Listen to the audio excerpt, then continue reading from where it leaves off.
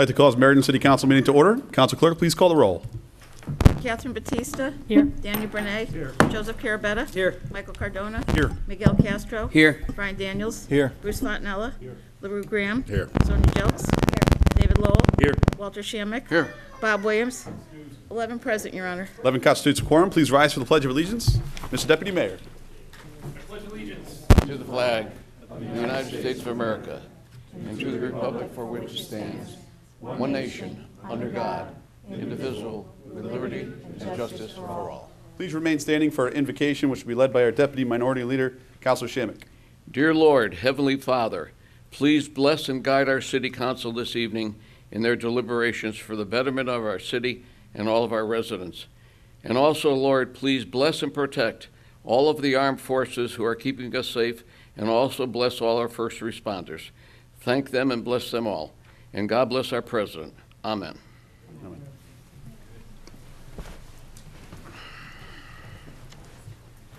All right, that will bring us into our public input session. Just a reminder that public input is a maximum of 30 minutes with 3 minutes allotted per speaker. Please refrain from any personal attacks, and we will go off of the sign-up sheet. Our first speaker is, and I apologize in advance, I have some new names on the list if I mispronounce your name, Mr. Steve Giaratana. That's correct. There we go. Do I speak here? Council members, members of the board, Wilma, Petro, and Constance, and airport people. I am a current renter in the shared hangar south, referred to as the Quonset building. As a hangar tenant and taxpayer to the city of Meriden, I ask that my words be heard. I'm not able to, scratch that. This is for the last meeting that I missed. Okay, so I had my hangar in the hangar, and I have it there now at Meriden Markham for almost 10 years. I spent some years in one of the single T's and several in the shared Quonset.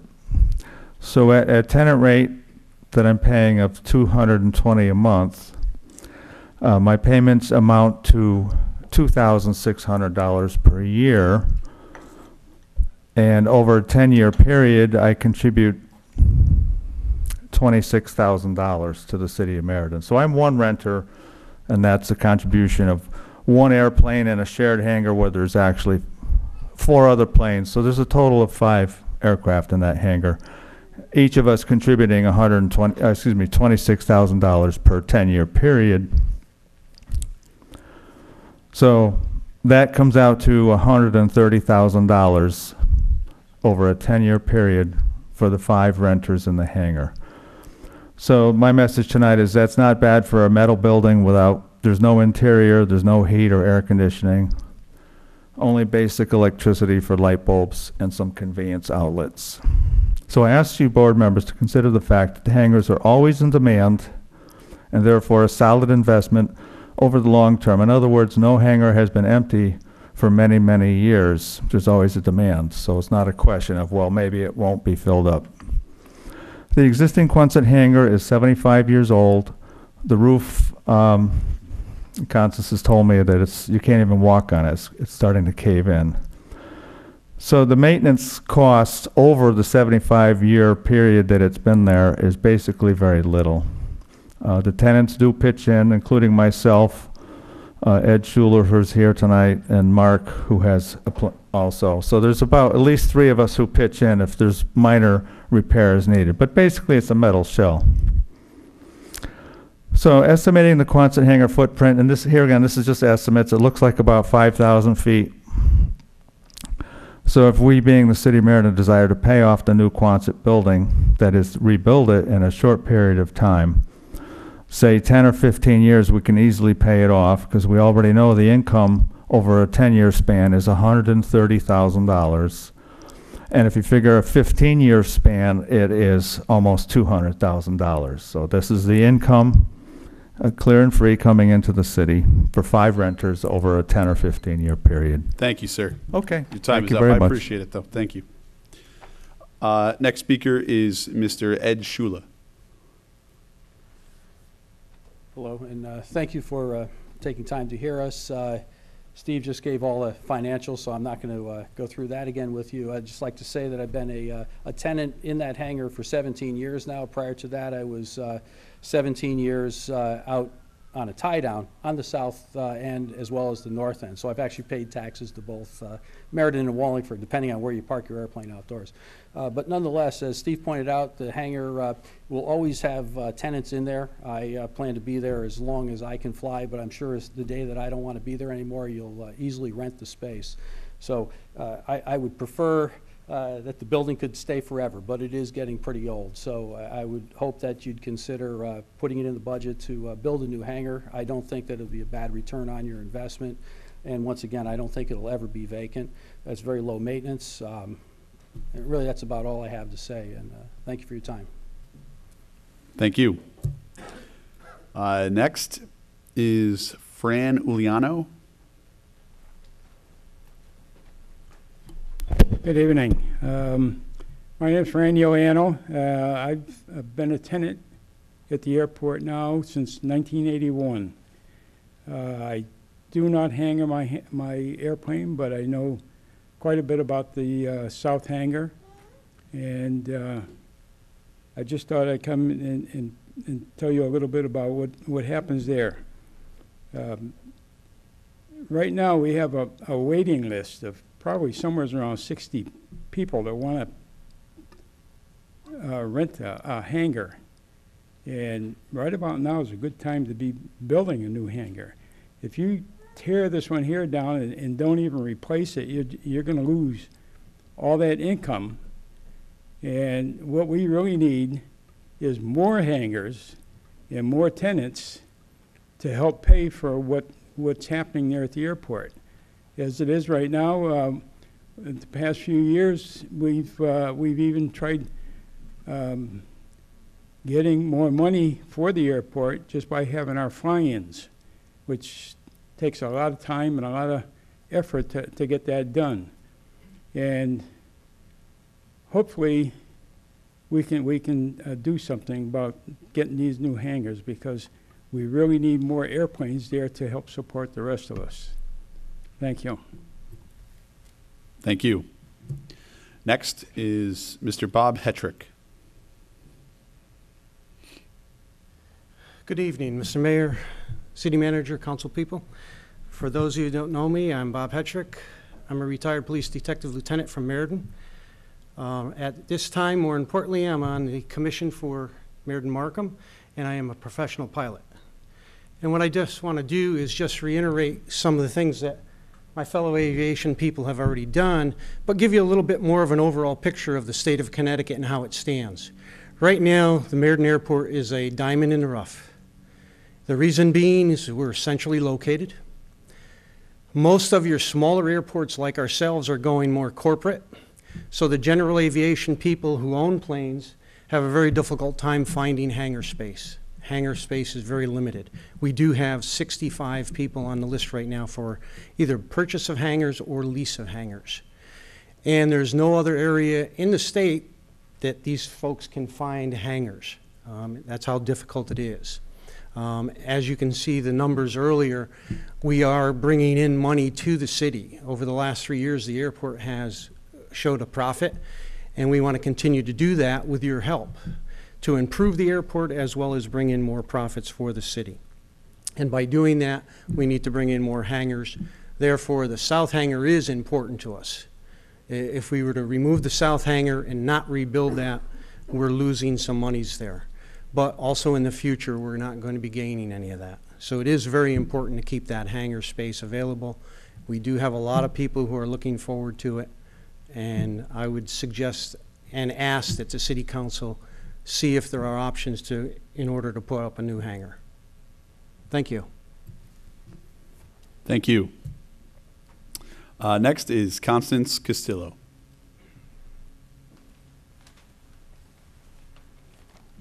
Good evening, Council. I'm here after last week's meeting. I understand that there were some questions about staffing at the airport, so I'm here to clarify a couple things. The airport runs very lean. We're open 7 days a week. almost every day of the year, except for Christmas and Thanksgiving are the only 2 days that we're closed. As airport manager, I work 5 days a week, and a part-time staff works the other 2 days. So at any given time, there's only one person working at the airport. If, and on a final note, if we cease to operate as an airport, the FAA has the right to request from the city the reimbursement of 20 years' worth of grant money that they've invested in the airport. So we're just asking your support for the repair or the rebuilding of this hangar. Thank you. Thank you. Next is Miss Amy Bishop.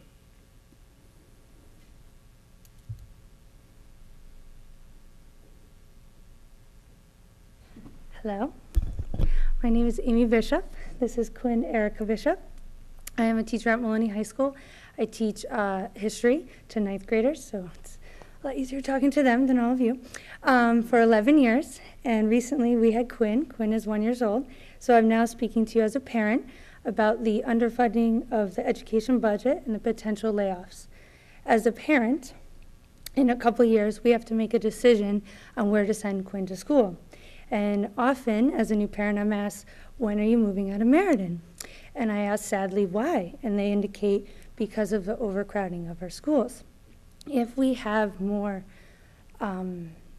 cuts, then we will have less teachers, and we will have less classrooms, and then her class size, the class of 2035, will be much larger. Want to say hi? So as a teacher, first job, as a coach, second job, we're not sending Quinn to private school. I went to private school for 9 years. No, thank you. I will have a third job as a homebound / homeschool parent with my husband. So we ask Quinn and I and the Bishop family that you do not cut not only my colleagues but Quinn's future teachers and help fund her education so she can go to college and be the class of 2039. Thank you very much. Very embarrassing, but I'm glad I could do my democratic duty and get Quinn started on hers. Can you say hi? Okay. Thank you. Thank you. Next is Miss Arlene Dunlop.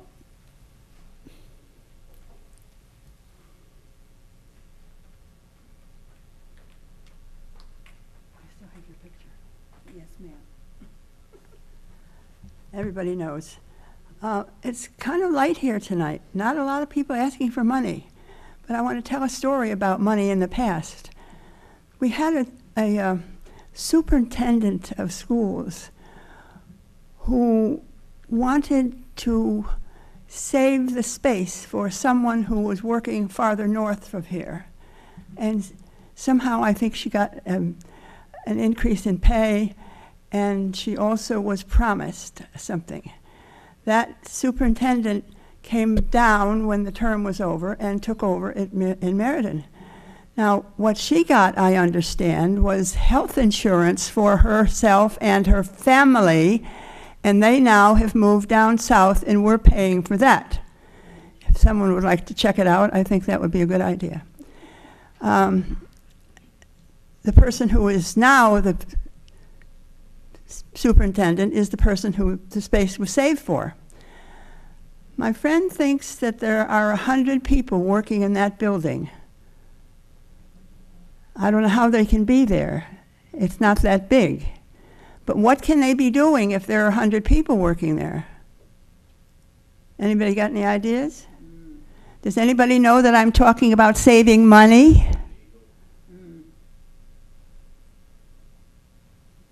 We have to stop digging in on the on the homeowners and people and shop owners. We cannot continue to go and get more money and more money. It's not fair and it's not polite. Thank you. Thank you. Next is Mr. Andy Piatek.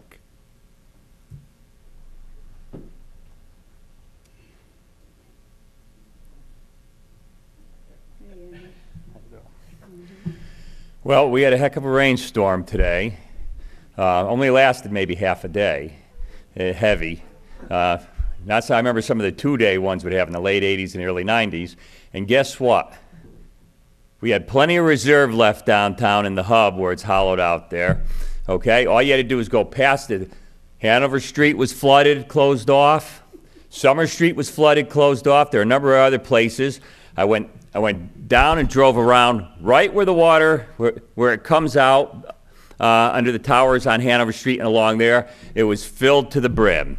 Over there under Cooper Street, under Cook Avenue, the park was filled to the top and into the neighbors' backyards off of Cook Avenue, the Gilhooly Park there, as it's called now.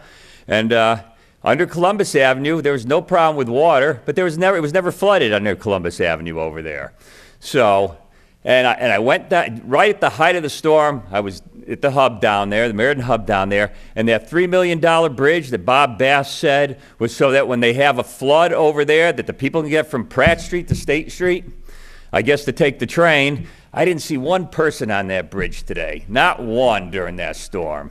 So I guess we just wasted $2 million on that 300-foot bridge. And the two little small bridges there were underwater over there, of course, so we'll have to clean up again. But that's how our money's spent over here.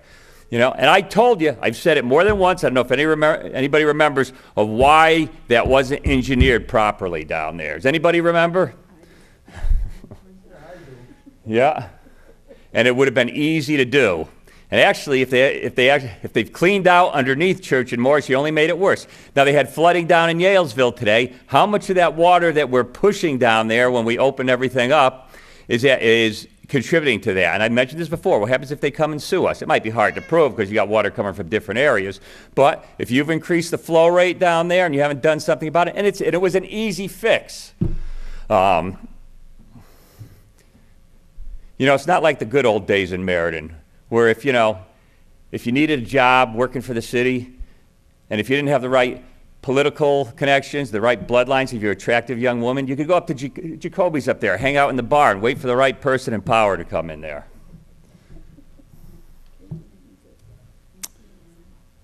Okay, next is Mr. Dan Zabrowski.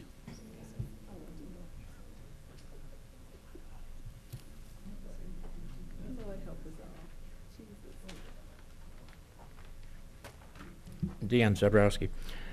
In the paper, I guess you see that Ken Morgan's not going to run for city manager. Hooray for you, because they can't fire you. The thing I just basically want to elaborate, I got this from Wilma, and here's a no-brainer. That hangar down in South Meriden, believe it or not, this is going to be an asset to the city of Meriden. They come in with a profit every year. Like they said, they got people on the waiting list. Fly into South Meriden Airport, gas is cheaper. That's a no-brainer. And the city doesn't get on this one, you just missed a big boat. Because if they do put it down the other end of the runway, another hangar, guess who's reaping all the profits? City of Wallingford, town of Wallingford. So basically, this hangar, it's an asset and not a liability. But the other thing I'd like to touch on is our schools in the city of Meriden. New Haven, Tony Harp, the mayor, she just had 11 schools put on a solar system. Why in the hell are we not doing this in the city of Meriden? Why are you not saving money? Is it a no-brainer? Absolutely. But we do have them down by the airport and by the dump. Got all kinds of solar panels down there saving money. So why not get into this? And the other thing, as far as the schools are concerned, and the teachers talking about the flat funded, how about all these programs that were taken off for grants? Guess who's paying for them? Taxpayers. And it's coming out of their budget. The whole logistics of this city is just, can we get out there and save money? Absolutely. But people got to get together and do something. And I don't begrudge the teachers. You know, again, some got to get laid off. But I've yet to hear a teacher say, I'll take a pay cut to save your job. No, that didn't happen. But the thing I do want to touch on, and hopefully in the near future, and this is a way to help solidify a little bit more as far as homeowners, myself and everybody else is concerned here on the council that are our homeowners. Let's jack up the motor vehicle tax. Bring that up into perspective. Now we got everybody that's living in an apartment, living in public housing, that own vehicles, and some of them are brand new vehicles. I don't know if you've been through them, through the areas. Let them pay taxes. And let's get the city back onto where now we can sit down and say, well, now we got some more revenue. Now we're not going to increase your property tax because you're just driving people out of the city of Meriden. And there's a company that also wants to bring in apartments. And I went to a meeting and I was dumbfounded. These people don't understand. They're going to bring in apartments. They're going to be taxed from day one, not like this conglomeration that we had downtown. Thank you. Thank you. Next, Mr. Art Petroselli.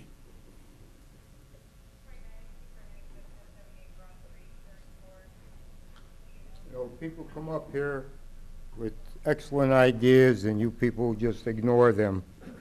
The airport makes a lot of money down there and they're very lean on their help. But that building across the street, they have about 65 secretaries.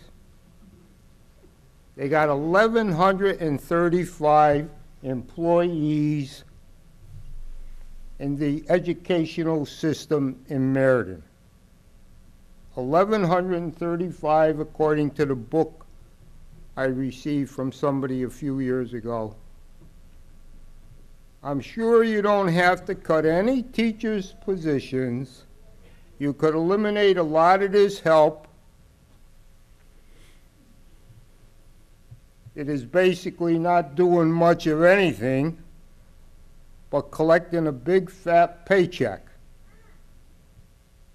And I got to give you credit, Chief, up there, that you're not going to take the job or apply for the job, because these people, if they don't like what you were doing, you know what they do. You people just don't care about what the taxpayers are paying the freight. You're not interested. There was an article in the New York Times today out in Oregon. They calculate people that work for a city out there, they calculate their outside incomes and they include that in their pensions. Now, is there something wrong? The crooks are dealing with the crooks that they have to negotiate with. And the negotiators are allowing, let me see, how would that go? The negotiators are agreeing with, well, I don't know how to put it, but they're agreeing, the council people right here, they come in with some kind of a plan they want to raise, and you people agree to it and said, no, we're not doing anything for you. That's where it is. That's where the trouble lies. You got a few people here and the Meriden Airport. How about the young lady that saved the Meriden Airport, about 50 big ones? Does she get anything for it? Why don't you talk to her to see how she did the numbers? Maybe you would improve your numbers working around. Thank you, Mr. Petroselli. Yeah, thank you. Big deal. That is all that's on the list. Are there anyone else from the public wishing to speak? Good afternoon. Good evening. My name is Reverend Holloway. I didn't know much about the hangar down there, except I think the planes are very beautiful. Me and my daughter often go and watch the planes fly out.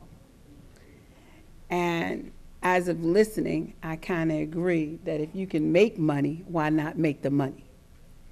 That's the one thing in Meriden that's probably not costing us a penny. And I agree, you should make it bigger so more people can come in and we can get more revenue and more money. But I want to talk about something. I'm tired of people talking about public housing. Everybody in public housing is not on doggone welfare.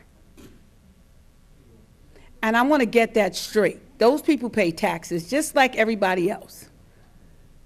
Just because they go get a car does not make them not qualify for public housing. Some of them are paying more rent than some of you are paying mortgage. I remember when I went down to the mills and I took City Councilman LaRue Graham and we began to talk to people. And when the people said he could tell you how much rent they pay, it probably shocked the daylights out of them. Some of them paid $900,000, yes, to live in public housing. So stop messing with the people of public housing unless you've lived there and actually know how much rent they pay. Whoever said that they all were on welfare, they are lying. My mother was not on welfare and we lived in public housing. And she probably still paid more than some of you pay today because she paid $1,800 to live in public housing. And she worked.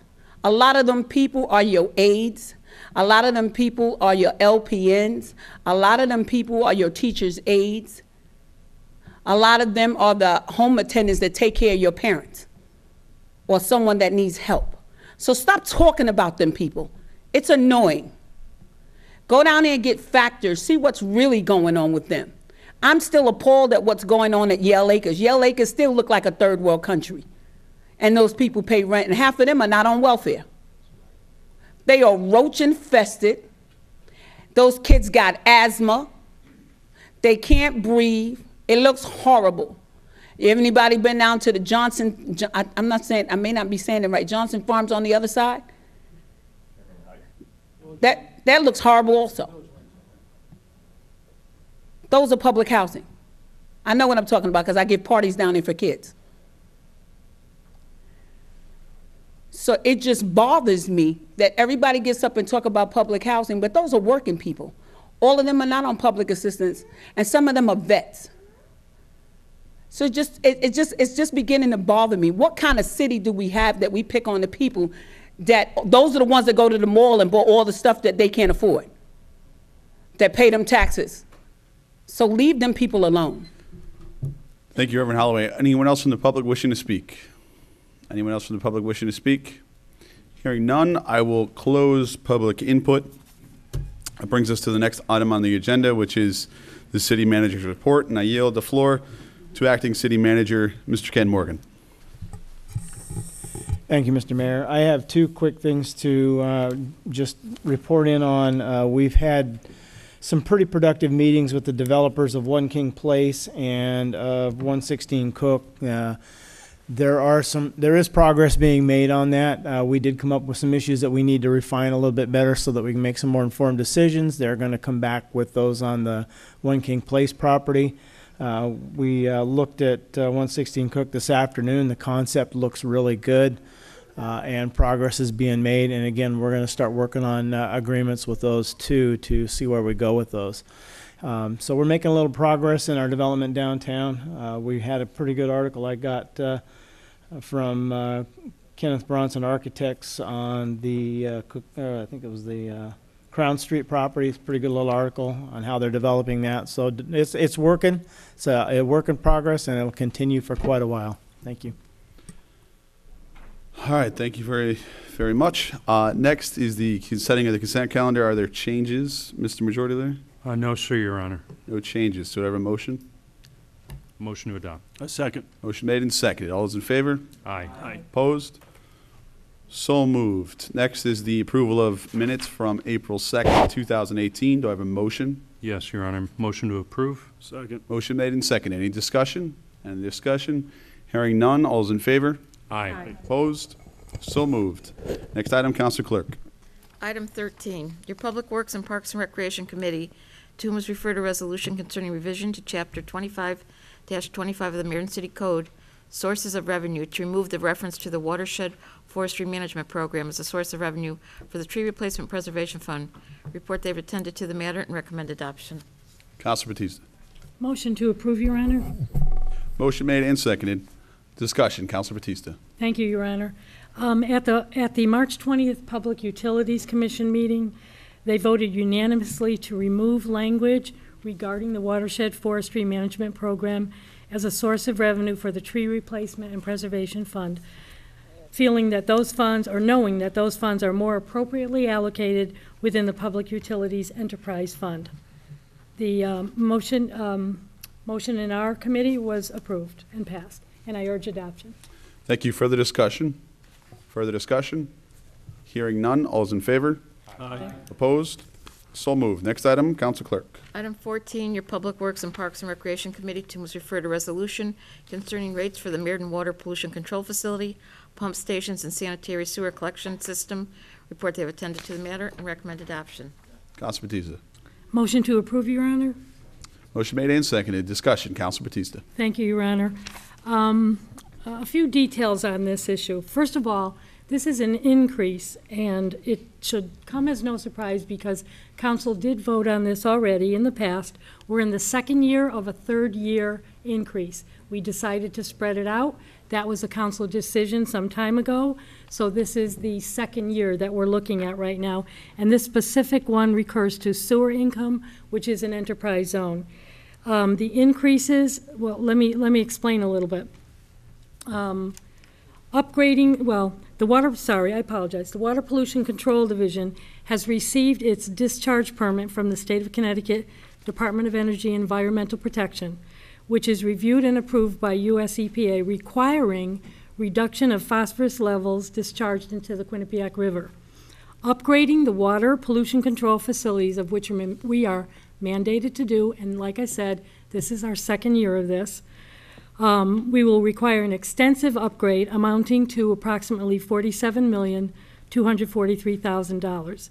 In addition to the phosphorus upgrade, the Supervisory Control and Data Acquisition System, known as SCADA, which we've talked about in the past as well, requires replacement. Therefore, the enterprise zone that this is not able to cover these projected investments. So the increase is going in sewer from $4.49 per 100 cubic feet to $4.69 per 100 cubic feet to support operating expenses and to accrue reserves to support both the phosphorus upgrade and the SCADA upgrade for the division. The basic service charge that taxpayers pay will not be touched. This will be a usage fee. One more thing, it comes to approximately, this specific increase is an increase of $6 quarterly or $24 for the year. And like I said, basic service charge, though, has not been touched. This is year 2, and I urge adoption. Thank you. Further discussion.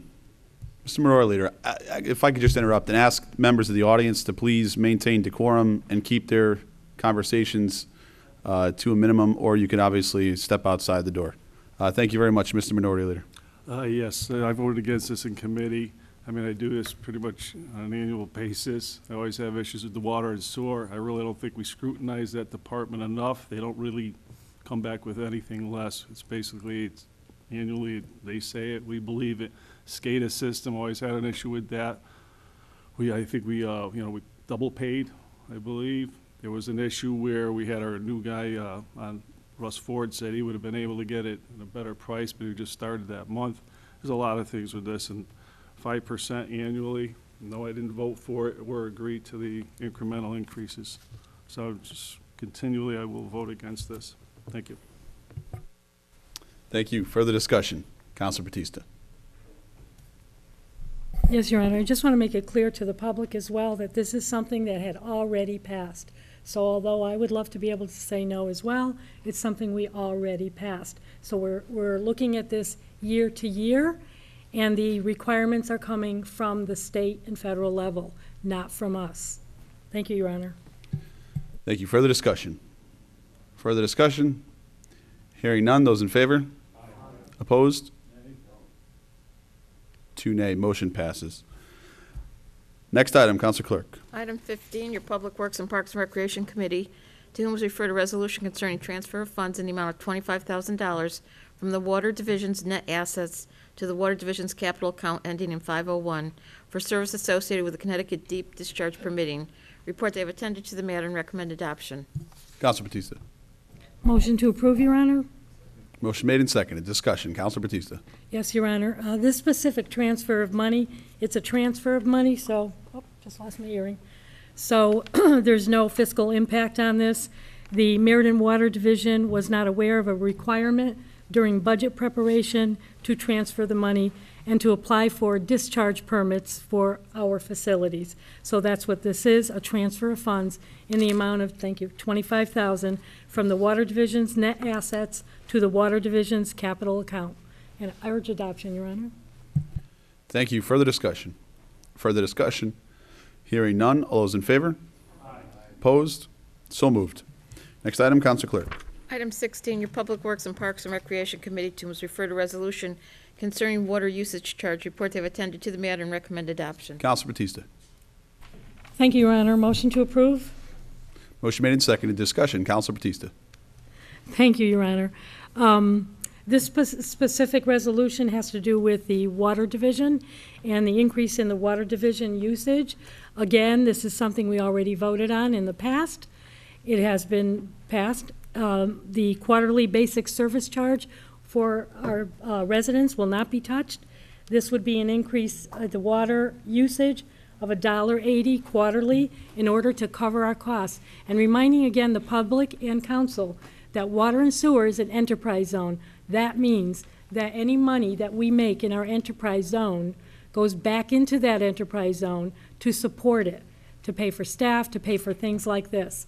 So if we don't have that money in there, we cannot do the upgrades that are required, or in fact, the upgrades that are necessary. So again, this would be a $1.80 quarterly increase, or $7.20. This is for the average household per year increase. This is year 2 of 3 years. I urge adoption. Thank you, Your Honor. Thank you. Further discussion? Further discussion? Hearing none. All those in favor? Opposed? Same opposed. Motion passes. Thank you. Next item, Council Clerk. Item 17, your Personnel Committee to must refer to resolution concerning part-time position of part-time clerk and CIC be converted to full-time Assistant Director of Communications Operations. Report they have attended to the matter and recommend adoption. Council Jelks. Motion to approve, Your Honor. Second. Motion made and seconded. Discussion. Council Jelks. This is a part-time, this is a move from a part-time position to a full-time position for the Assistant Director of Communications. We were informed that currently that operation only has one administrator, one supervisor that has access to approve any administrative activities for all of our emergency services. This position will allow for proper administrative coverage in the event that our current director isn't present or available. We see this as a critical function, and I urge adoption. Thank you. Further discussion? Further discussion? Hearing none. All those in favor? Aye. Opposed? So moved. Next item, Council Clerk. Item 18, your Personnel Committee to must refer to resolution concerning second position of Legal Secretary be restored. Report they have attended to the matter and recommend adoption. Council Jelks. Motion to approve, Your Honor. Second. Motion made and seconded. Discussion. Council Jelks. This second position of legal secretary was eliminated previously in the 2017 budget with the rationale that one less attorney would not require the support of 2 legal secretaries. At that time, the last city manager was asked to allow for some time to justify the legal workload. During the 6-month time period that he eliminated this position, he didn't seem fit to remove the secretary, and we have deemed it necessary to retain that second secretary position. I urge adoption. Thank you. Further discussion? Councilor Graham. Yeah, through the chair, if I could, to Debbie Moore. I know she's here, if you guys don't mind. Do you have a specific question? I do. I have a question as to why our last city manager did not eliminate that position. All right, Attorney Moore, if you could come up and if you could shed any light as to why the position was not ever completely eliminated. Good evening, everybody. The proposed elimination of both the attorney and the legal secretary at the last budget meeting came as quite a surprise to the law department. I think that after consultation and frequent meetings with the Corporation Counsel, myself, and HR, the former city manager did see that there were business needs to keep both of them employed with the law department. I believe that the term legal secretary is a misnomer, and people are misconstruing the job and the duties of what a legal secretary entails. These are more like akin to paralegals. They're not writing my letters and just taking my phone calls. They're doing their independent work with and without supervision. We've had 2 assistants there for over the 20 years that I've been there, be it with 2 full-time attorneys or 3 full-time attorneys, and as well as the Corporation Counsel. Up until December, Former city manager deemed it appropriate to keep the services of that legal secretary in my office, and I urge that this council continue that for the remaining 8 weeks of this fiscal year. Further questions from Councilor Graham? Further discussion? Mr. Minority Leader. This 18, same as 19. I have problems, especially after looking at the budget this weekend, really going over it, seeing all the different obstacles that we face going into the next year. I'm not going to be in favor of any additional positions.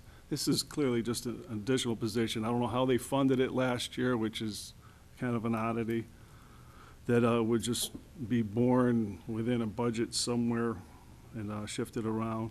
But I'm not going to be in favor of the committee. I wasn't either. Thing only went 3-2 at committee level. Thank you.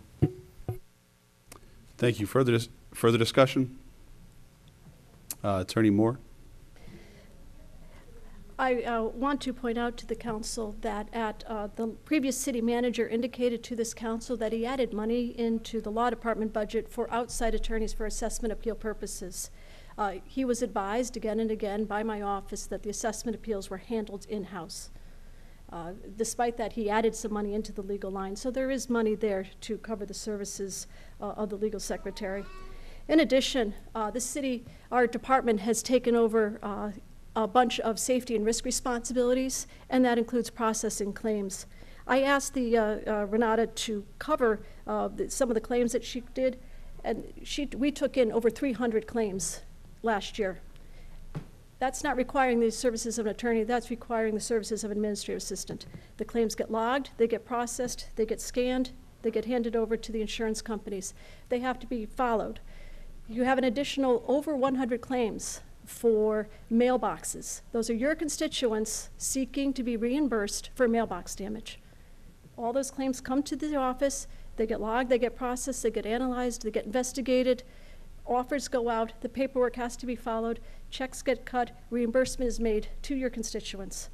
Those are the services that the secretaries do. We have pending litigation. That work, unfortunately, as much as I'd like to say it does, that work doesn't disappear with the elimination of one attorney. The litigation comes in, again, it has to be logged. We have to work in conjunction with the insurance company. We have to provide appearances, we have to do filings, we have to do calendar markings. That is all work that gets done with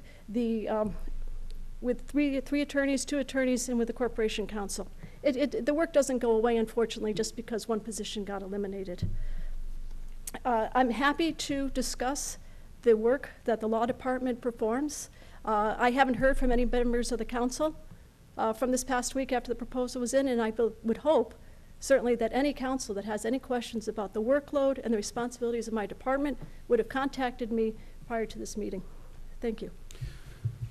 Thank you, and if I may, at the Human Resources Committee meeting, I asked, well, my recollection also was that upon passage of the last budget, that the previous city manager would retain, or had retained, that second secretary position for a minimum of 2 months to allow not only possible time for transition, but also to continue to see if there was a need.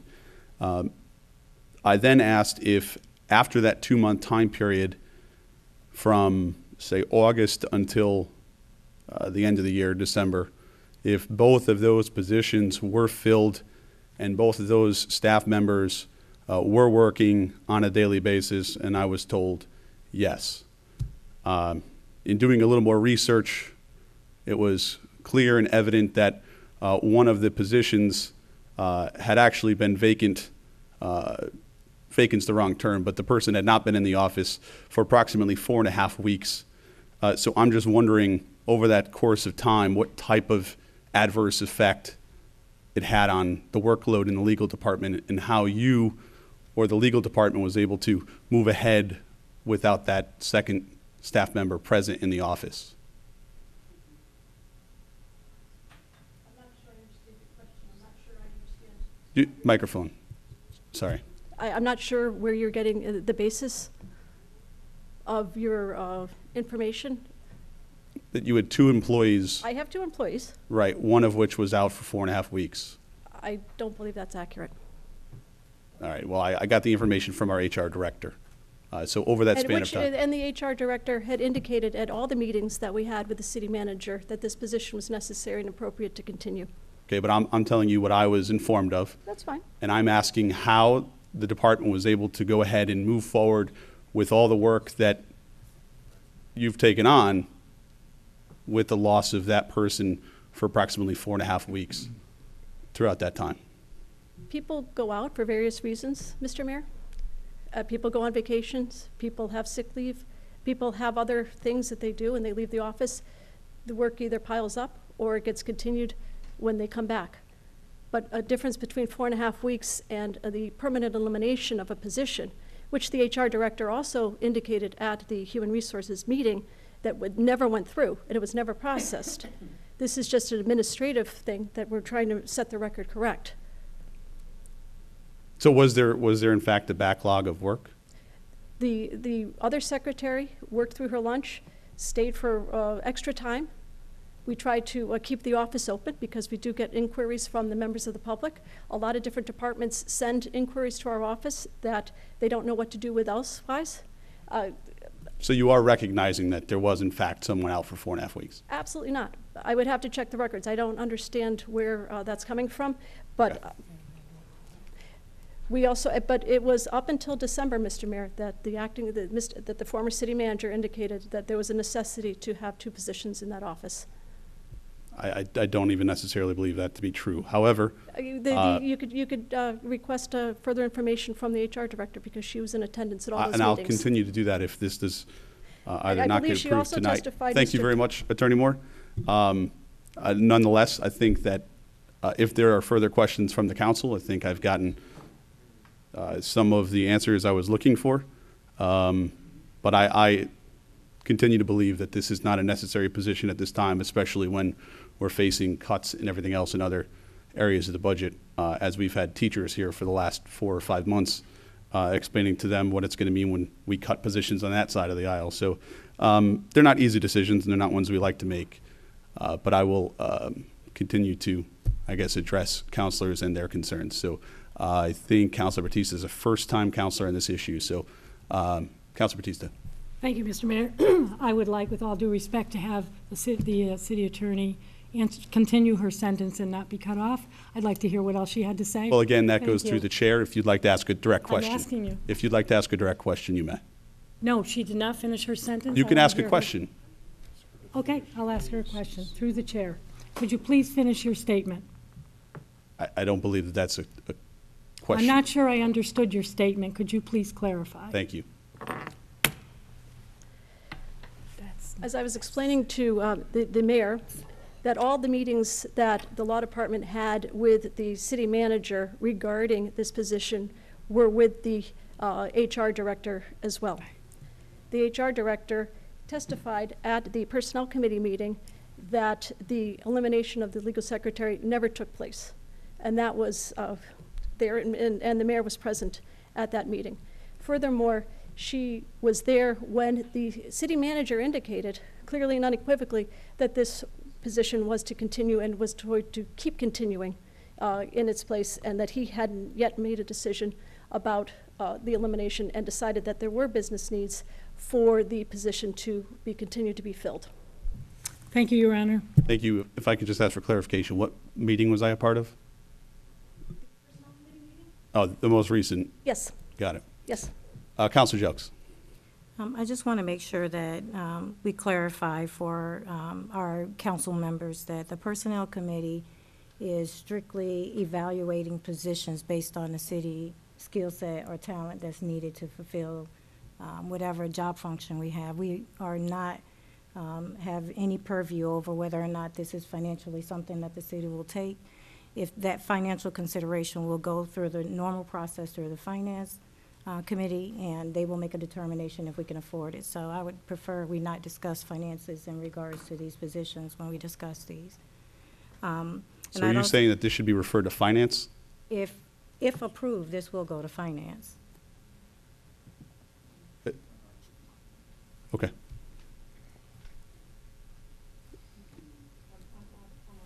Councilor Daniels.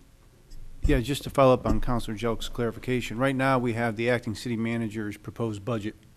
It's already in finance, and so this is a question of, is this a position that we think is appropriate and necessary? Then, if it passes, when the Finance Committee sees the budget on April 24th, it becomes just like every other position in the city. People can decide to move to amend the line items, cut these other positions. So by passing this tonight, the City Council is not committing to fund the position in the next fiscal year. That would be done in the normal budget course, just like every other position that's in our budget book. Right. I don't know if I've Yeah, answered that. and nor are they sending this specific resolution back to finance. Correct. You'll just There's no do it need to within the do, budget. because it would be treated in connection within the budget on one of the budget line items. Correct. So if anyone has any questions on that, but that's the think that- process. Okay. Thank you, Mr. Mayor. Thank you. Councilor Graham. Chair to Attorney Moore, just for clarification, you said this second position was absorbed through assessments, is that correct? I'm sorry? The money for the second legal attorney was absorbed through assessments, is that correct? Yes and no. What the city manager informed the council was that he had added money to the law department line item for outside counsel to handle assessment appeals. And that is contrary to what he was told by the law department, that the law department handles assessment appeals in-house. So there was money added to the budget line that, while my legal line could use it due to settlements and insurance deductibles and things that I'm contractually obligated to pay, we do not use outside counsel for assessment appeals. That is handled in-house. Be it with 2 attorneys, 3 attorneys, 1 attorney, we do it in-house. Thank you. Further discussion? Further discussion? Hearing none. All those in favor? Aye. Opposed? Motion passes. Thank you. Next item, Council Clerk. Item 19, your Personnel Committee, to whom was referred a resolution concerning position of Director of Facilities be converted to the position of IT Systems Administrator. Report they have attended to the matter and recommend the following. Be it ordered that the resolution be amended to delete the third whereas paragraph in its entirety, and be it further ordered that the be it resolved paragraph read that the position of IT Systems Administrator be created. Thank you. Councilor Jelks. The original resolution. I just need a motion. I'm sorry, motion to approve. Second. Motion and seconded. Discussion. Councilor Jelks. The original resolution was predicated on the city manager's plan to restructure the IT department with the thought of cost savings in mind. The discussion that happened at the Personnel Committee meeting was that the original funding for the IT Facilities Director role was a function in which we thought was a valuable function, and so the Personnel Committee asked the city manager to go back and come back to the Personnel Committee with his thoughts around restructuring with regards to the IT Director role. However, we did see value in this specific System Administrator role, which is why we had the resolution to be amended. This current skill set is not a skill set that we currently have in our IT department. This role will be providing current system administration and security needs for recently implemented IT solutions that were implemented. This role will report to the current the current IT manager role as a support staff, and I urge adoption for this specific role and this resolution as amended. Thank you. Further discussion? Further discussion? I actually, Councilor Renee? Yeah, just briefly. I mean, similar to item 18, after further review, I voted at committee level, but in the past week, it definitely changed after looking at the budgetary requirements and some of the issues that are contained with it, and I think we should not fill the position at all. I think we should just have it handled by the manager at this point and go from there. Thank you. Thank you. If I could, without objection, our IT manager, Chuck, is in the back of the room. He was not here at the time we discussed this position at the HR committee. I could, Chuck, if you could approach the podium, I do have a question for you on this position. As it did pass in the committee level, and we made some changes, but nothing really that impacted the position itself. I'm just wondering if there's a job description already laid out for this new position. Yes. Okay, has anyone on the council seen this job description yet? We have not. Okay, so the only reason I bring this up is because at the meeting I expressed some concern with the needed skill set and certifications that are said will be in this new position. I'm just unsure if the council can vote on this tonight with actually not knowing what that is. We haven't seen a job description. We don't know. We've heard the term certification. We've heard the term skill set. We could either ask you about it in a million different ways tonight. We could either table it. We could send it back to the committee for further review. I have some reservations on passing this tonight with the very limited discussion that we had at the committee level. But I could either turn it to Chuck if he wants to give his, kind of overview on this, or the council can decide kind of what they want to do. I don't know if I should defer to the chair at this point to see what your thoughts are, Councilor Jelks. Through the chair, I don't know if any one of us are qualified to be able to accurately represent what this position would entail. My understanding is that Chuck has had communication with the acting city manager when this position was being discussed. Through the chair, can Chuck answer that question? Yes, no, we had communication discussing And the needs for the position. Through the chair, and please speak, city manager, my understanding is that this job description has been discussed between you, and the specific skill set and talent that we're looking for is currently a skill that we need in the city today, based on the current implementation of software systems that we just recently implemented, correct? That is correct. Okay. And so so back to you, I completely agree with you that it would have been nice during the personnel meeting to have had that job description. I'm not sure that any of us are qualified if he has assessed what that job description is and the chief has agreed that that skill set doesn't exist. I don't see why that would keep us from voting on a particular job that we understand the function is there. So you're saying you're comfortable with voting on a position that you don't really know what it would do or not? No, that's not what I said. What I said is that the position was described to us as a system admin and a system security. Currently, we do not have a system admin or a system security resource here in the city for systems that we've implemented. Chuck, do you feel that any of your current staff could go through any sort of level of training or classes that could certify them in some of this, if in fact it was done properly? It would take time exactly to do it, and I don't know if they necessarily are at that skill level in between that you need to be at this higher level.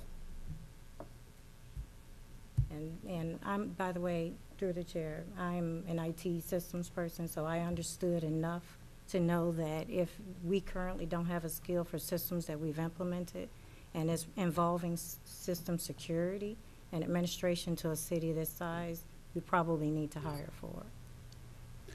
Well, I'm well aware that we're lacking in that area. I just wasn't sure if hiring a position was the right way to go about it, that's all. Councilor Shamik. Yeah, through the chair, thank you, Your Honor. I see no harm in Senate tabling this until we get a further review and also a job description. I see no harm in tabling this, Your Honor, at the present time. I make a motion to table. If Councilor, and again, this is going to be up to you, if you would allow me to call on other councilors before I recognize the table, if that's okay with you. Okay, thank you. Councilor Daniels. Yeah, aside from the merit of the resolution, just for people understand timetables, this is the last city council meeting before May 7th. May 7th is when the budget's already gone down, come out of Finance Committee, and then comes back up to city council for the final vote. So there's not going to be a city council meeting between now and then, to the extent, and I'm talking only process here. It's possible that you could somehow have it go back and then combine it with the April 24th Finance Committee meeting so that personnel met first to answer any questions people might have. The Finance Committee can then act based in the interim on the recommendation that's received that night from Personnel Committee, and then they would both come back up to the City Council meeting on May 7th. But if you tabled it and didn't have it go to committee between now and May 7th, you wouldn't have an answer before we had to do the final budget. So just whatever everyone wants to do, I'm fine with, but that's the timetable, Councilor Shamik. Thank you, Mr. Mayor. Thank you. Councilor Shamik. Yeah, through the chair, Your Honor. I think we should have had the job description before all this discussion. That's all I'm saying. Thank you. Councilor Fontanella. So your suggestion would be that there'd be a motion to remit it back to the committee and then have the committee meet prior to the Finance Committee to do its work on the job description. So instead of a motion to amend, it'd be a motion to remit back to the Personnel Committee to do what you think is the job that should have been done at that time. I'm sorry, Councilor Daniels. No, that's okay. To answer Councilor Fontanella's question, that's right. What I would be suggesting is if this body decided collectively that they were uncomfortable acting on it tonight, it shouldn't be a motion to table. It should be a motion to refer back to the Personnel Committee. And my recommendation would be either at the latest, like a 5 o'clock meeting on the 24th, so that would be completed before the 5:30 Finance Committee meeting, or sometime prior to that date. But that's to answer your question, Councilor, correct. It should not be a motion to table. It should be at most a motion to recommit. Does that answer your question, Councilor Fontanella? Yes. All right. I'll withdraw the tabling motion. You want to make a new motion? Thank you, Councilor. Councilor Shamik, do you have a motion to make at this point? Oh, I just need one counselor to make a motion. I make a motion that we remit it back to Personnel Committee. All right, I have a motion to send this back to the Human Resources Committee. Do I have a second? What is the actual? It's personnel. It's been called a couple different things. No, there's always personnel. So, motion and a second discussion to send this back to committee.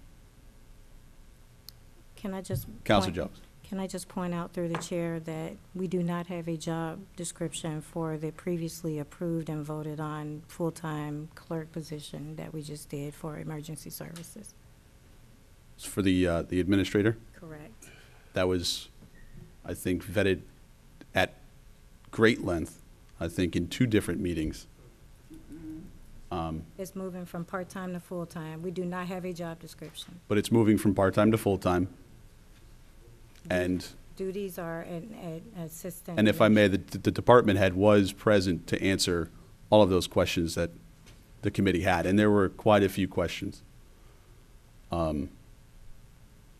That opportunity was not given the committee, nor was myself at a public meeting last week or 2 weeks ago, whenever that personnel committee meeting was. But point duly noted. Further discussion. Further discussion. Hearing none, all those in favor to send it back to committee say aye. Aye. Opposed? Nay. All right, I need all right, hands raised on the nays, please. 1, 2, 3, 4, 5 nays. That would mean 6 A's or yays. So motion passes to send it back to committee. Thank you very much. Thank you. Thank you. Wow. Next item? Nothing further, Your Nothing Honor. further. Upcoming meeting dates or announcements? Councilor Lowe. Yes, Your Honor, thank you very much. Tomorrow night at 5:30, Council Chambers, Economic Development, Housing, Zoning. Thank you. Other, Councilor Daniels? Thank you, Mr. Mayor. Next Finance Committee meeting is here in Council Chambers on April 24th at 5:30 p.m. Thank you. Upcoming meetings or announcements? Councilor Graham. Yeah, May 1st, here in Council Chambers at 5:30 will be our 3rd and final CDBG hearing. We'll also have our quarterly review to follow after that for Human Services. Thank you. Thank you very much. Anything further? With that, I just want to remind everyone that actually at the end of this month, the 28th and 29th, is Meriden Daffodil Festival. This is the 40th anniversary of the Daffodil Festival this year. I received an email today saying that the weather is going to be great, so you should come out and check it out. So that'll be Saturday and Sunday, the end of this month. We hope to see everybody out there. Oh, Councilor Fontanella getting in the last second. I'm learning how to use this button. Would you maybe you want Is that the to comment? maybe if you want to tell the community about the return to Meriden of our singer, the Broadway star who's going to sing, and I Do you want to tell them? I don't remember her name. Okay, so Too late. It won't get on. So Castle Craig Players is hosting a private concert series with Meriden's own Jennifer DeNoia, who turned out to be a Broadway superstar, if you will, starring in Wicked. The reason I didn't announce that is because they are hosting 4 shows. All 4 of those shows are sold out. So unfortunately, I can tell you to get tickets, but it's all sold out. There's also a meet and greet at the Augusta Curtis Center, but it's a private meet and greet, so that doesn't do any good either. So thank you, Fontanella, for putting me on the spot. Are there any further announcements? Any further announcements? Hearing none, do I have a motion? Motion made and seconded. Those in favor? Opposed? Meeting adjourned. Thank you.